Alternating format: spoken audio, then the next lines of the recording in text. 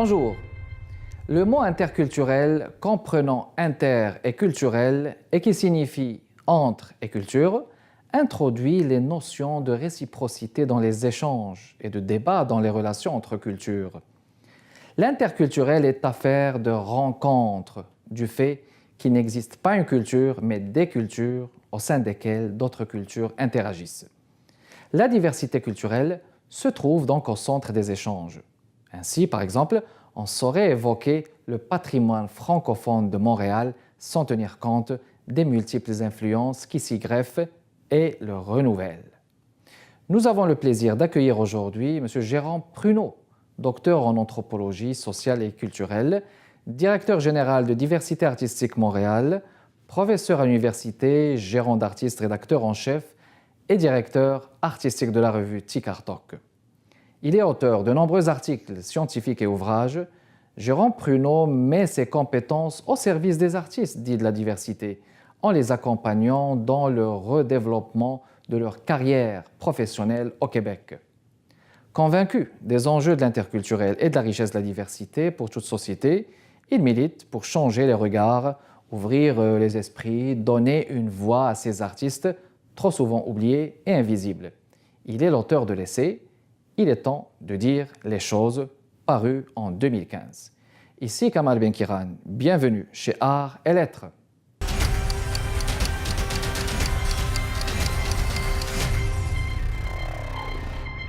Bonjour Jérôme. Bonjour.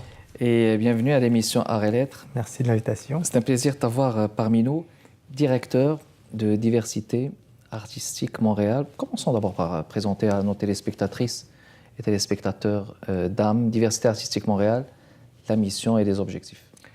Diversité artistique Montréal, c'est un organisme qui a maintenant 11 ans et qui est un organisme de service, donc qui ne fait pas de production ni de diffusion artistique, mais qui a pour mission d'accompagner les artistes dits de la diversité, c'est-à-dire immigration première génération, mais aussi deuxième génération, minorités visibles, personnes racisées. L'idée, c'est de les accompagner dans le développement ou le redéveloppement de leur carrière artistique. Donc, un volet service à travers des programmes, un programme de mentorat, un programme d'accompagnement individuel, un programme d'audition pour les acteurs et les actrices, une revue, Ticartoc, je pense qu'on va en parler dans les prochaines minutes. Et puis, et un service conseil aussi pour les organisations, pour les accompagner dans cette réflexion vis-à-vis de la diversité. Et puis, parallèlement, une autre mission plus politique, qui est une mission de sensibilisation. Du milieu, de l'ensemble du milieu des arts et de la culture à cette question de la diversité, pour dire, bon, que fait-on avec cette dimension de la diversité et comment on transforme tranquillement notre société québécoise, comment on passe à l'inclusion de l'ensemble de ces artistes. On passe à l'inclusion, exactement. Alors, vous êtes une figure connue par vos engagements, je ne vais pas dire des combats, mais c'est des engagements de longue haleine.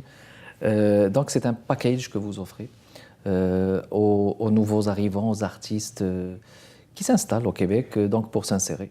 Exactement. L'idée, c'est vraiment d'être un facilitateur. Quand on arrive ici au Québec, les artistes ne connaissent pas le milieu, ne savent pas comment ça fonctionne, les subventions, les différents réseaux, ils n'ont pas d'informations.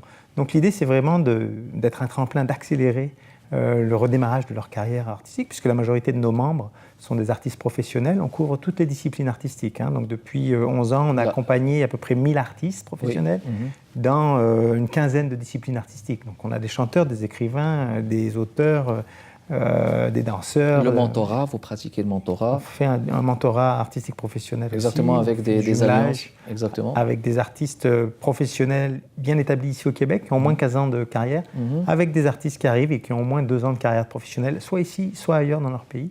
Et on les jumelle pendant 6 mois. L'idée étant d'avoir une rencontre entre 2 artistes et, à travers celui qui a un réseau déjà, de faciliter l'inclusion de celui qui arrive ailleurs. Magnifique. Donc on est vraiment dans cette dimension de faciliter l'arrivée et le développement artistique.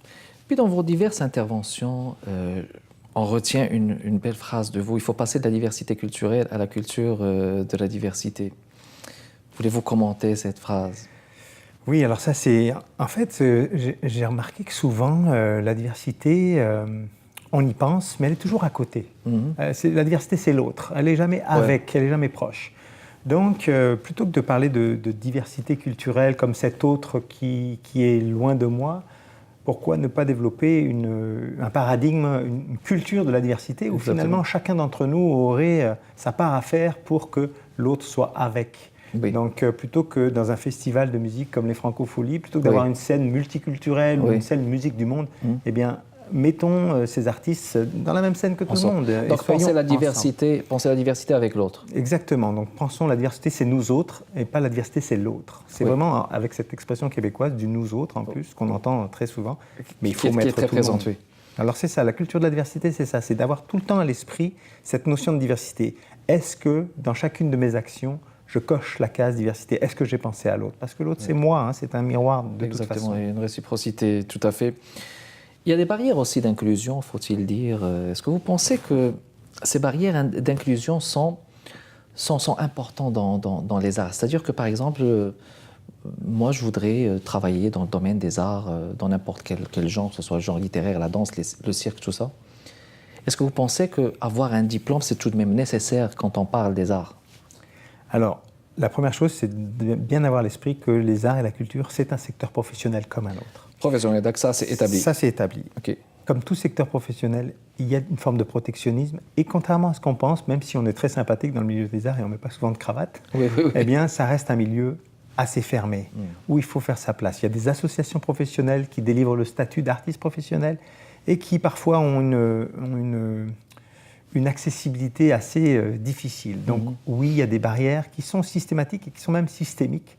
C'est-à-dire qu'il y a des formes de murs sur lesquels on vient buter régulièrement. Pour en prendre le cas du diplôme, avoir un diplôme, c'est sûr que c'est bien. Et la majorité des artistes, d'ailleurs, qui viennent chez nous, membres, sont formés dans leur pays. Et pour certains, ont une carrière très longue. Et ils refont des études parfois. Et parfois, ils sont obligés de refaire une étude ici. Alors, la question, c'est de dire comment reconnaître finalement ce qui a été pratiqué ailleurs, l'expérience, mais aussi la formation, et comment faire en sorte que ces artistes ne repartent pas à zéro.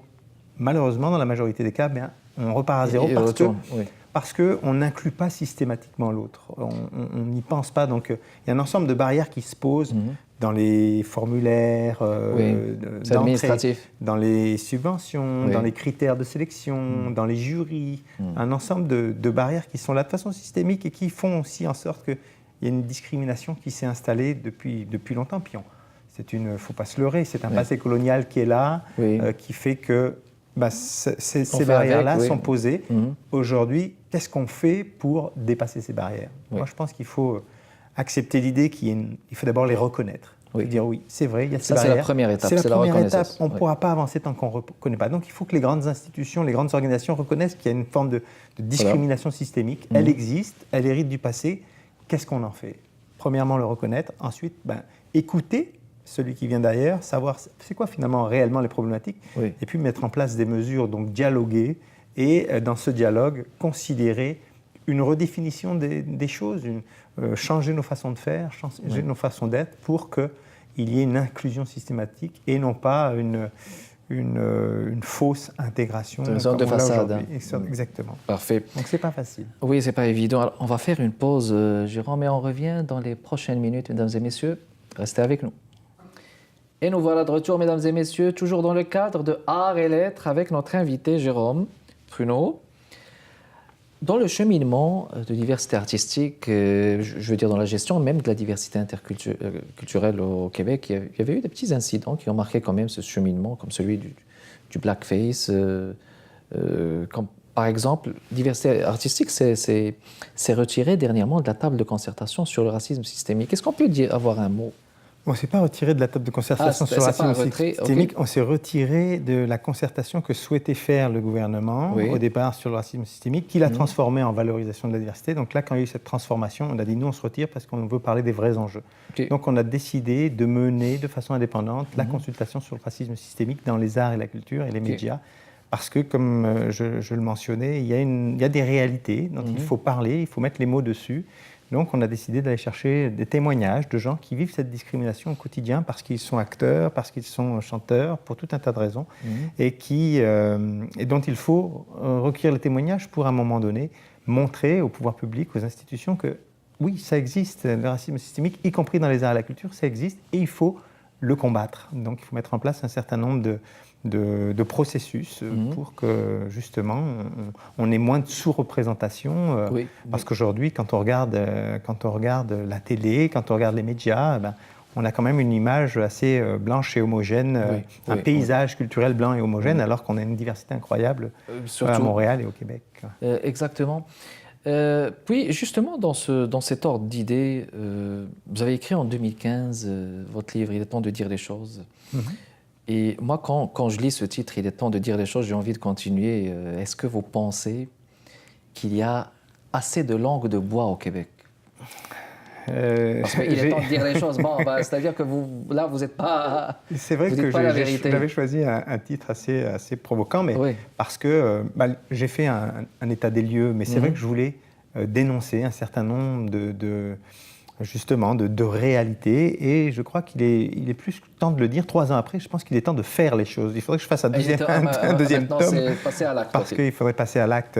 Cela dit, depuis 2015, les choses bougent tranquillement et il y a une prise de conscience, pas assez rapide parce qu'on voudrait que ça change plus vite, une prise de conscience quand même du milieu, que oui, il est temps que les choses changent et il faut qu'elles changent. Le problème, c'est qu'il faut les changer en profondeur, et on sait combien le changement des mentalités, c'est quelque chose qui est lent, qui est long, mais on y travaille au quotidien. Mais oui, il faut dire les choses. Je pense qu'il y a des enjeux importants et il faut les traiter. Puis vous avez traité dans ce livre des recommandations. Est-ce que c'était des recommandations que vous avez destinées au gouvernement? Oui, c'est des recommandations que j'ai fait aux différents pouvoirs publics, aux différents conseils des arts, par exemple.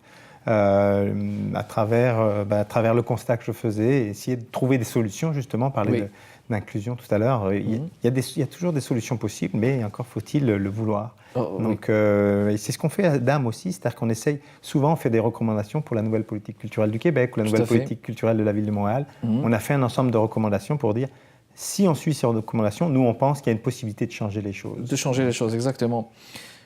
Dans vos démarches de travail envers les arts et les lettres et la littérature, cette magnifique revue que je vous présente encore une fois, mesdames et messieurs, c'est la toute récente, c'est le numéro 10. Il n'est pas encore sorti, il arrive. En exclusivité ici. Oui, elle est en exclusivité. C'est très gentil, Jérôme, de nous avoir ramené, je dirais, une exclusivité. Tikartok, je suis fasciné aussi par le travail de peinture de la revue. Ça existe depuis combien de temps? Tikartok, ça a 5 ans. C'est 5 ans déjà? Ouais, 10e numéro, on en fait 2 par an. L'idée étant justement de promouvoir, mais aussi dire les choses, encore une fois, à travers des textes de nos artistes, de nos membres, et toute la revue est illustrée par des membres en art visuel. Donc chaque œuvre, comme celle-ci par exemple, c'est une œuvre unique qui a été réalisée par un de nos membres. Et donc on essaye aussi, ce qui permet à nos membres de travailler dans la revue. On est une quarantaine à chaque numéro, quarantaine de collaborateurs pour mettre au point un numéro entre les auteurs, le comité de rédaction, le comité de production des illustrations, le graphisme, etc.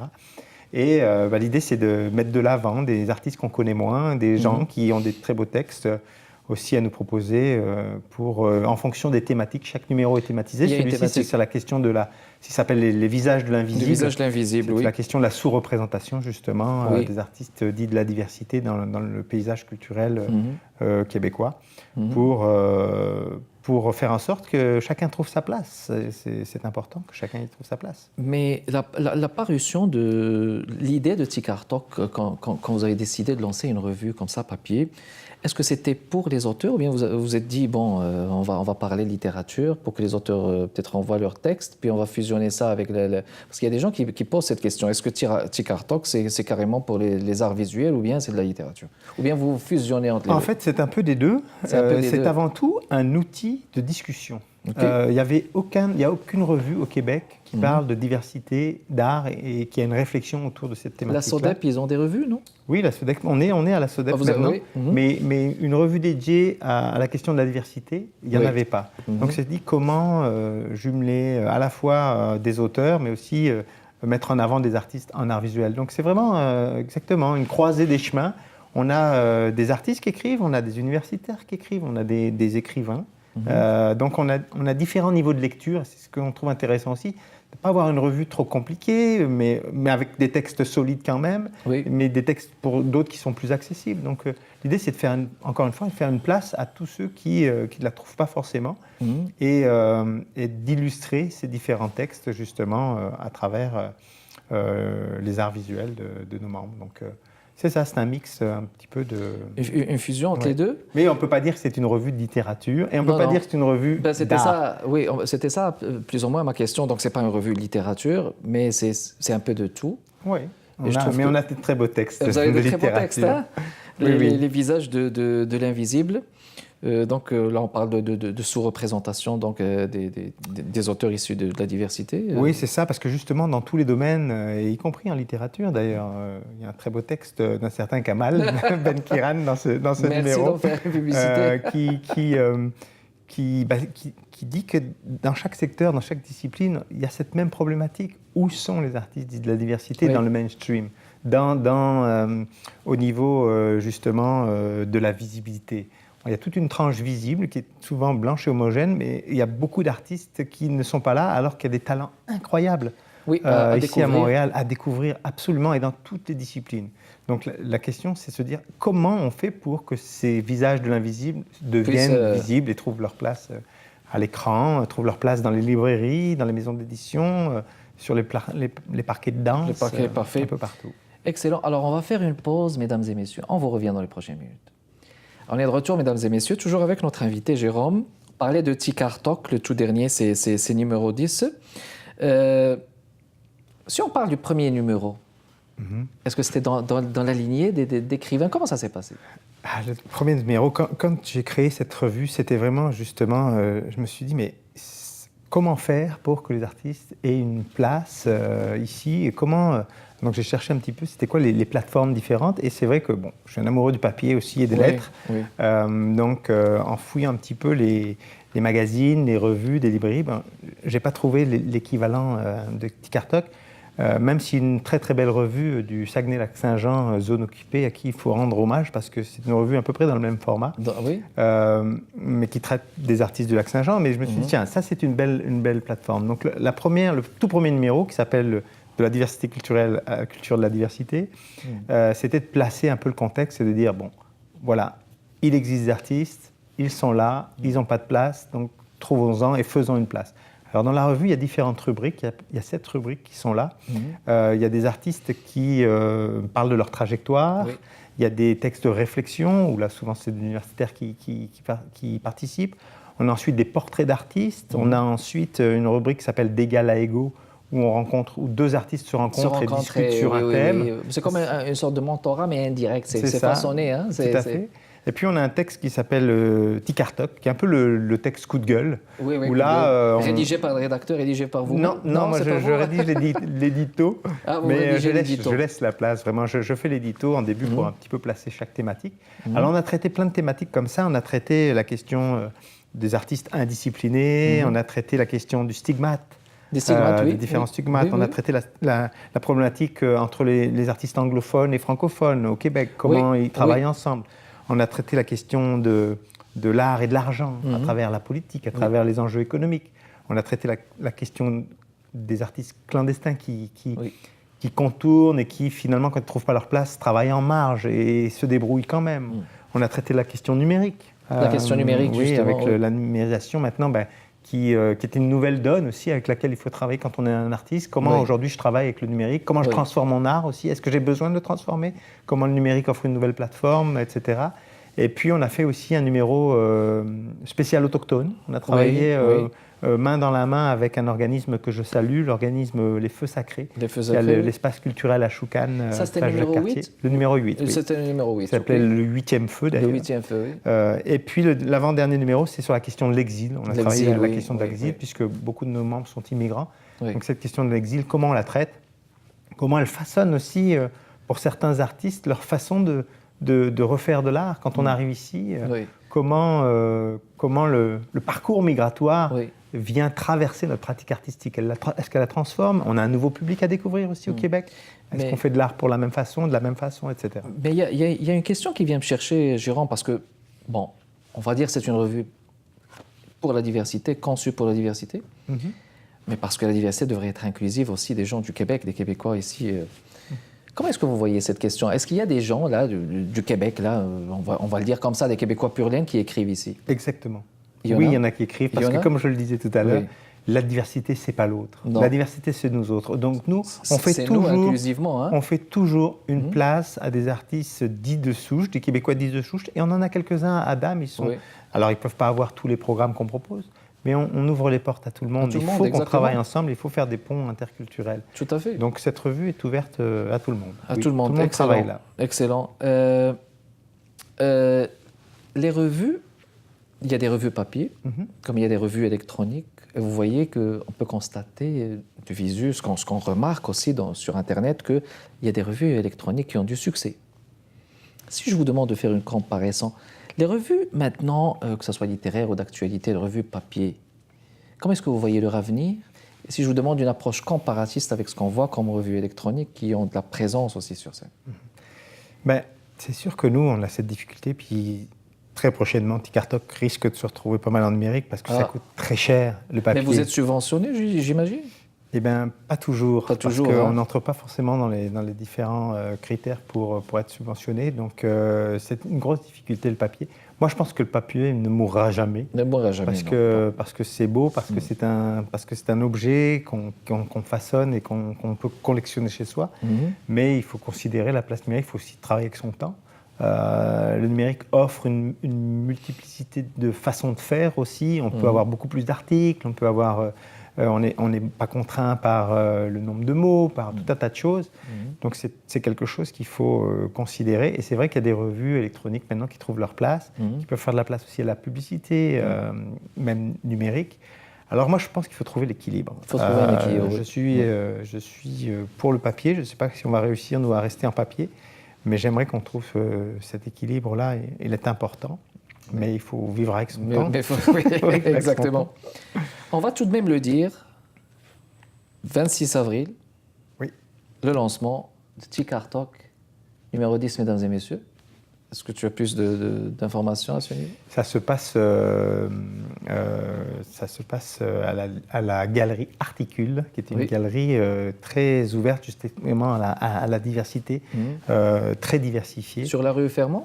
Oui, Parc et Fermante. Parc et Fermante, oui. Et qui nous ouvre ses portes. On aime beaucoup à chaque lancement se déplacer dans différents lieux. Oui, c'est bien ça. On a toujours une centaine de personnes qui sont là avec des prestations artistiques aussi. Donc, c'est une activité de lecture et tout le monde est présent et puis on fait un lancement. Exactement, c'est toujours une belle activité et puis les gens se rencontrent. Tout se passe dans la rencontre, Kamal. Quand les gens se rencontrent, les choses se font. Jérôme, ce fut un plaisir de t'avoir reçu. C'était tout le temps qu'on avait pour cette émission. Merci beaucoup de votre intérêt, de votre fidélité, mesdames et messieurs. N'oubliez pas d'aller chez icitelvision.ca, de cliquer sur l'onglet émission et de visionner tous les épisodes jusqu'à date. Merci de votre fidélité. Kamal Benkiran avec vous. À la prochaine.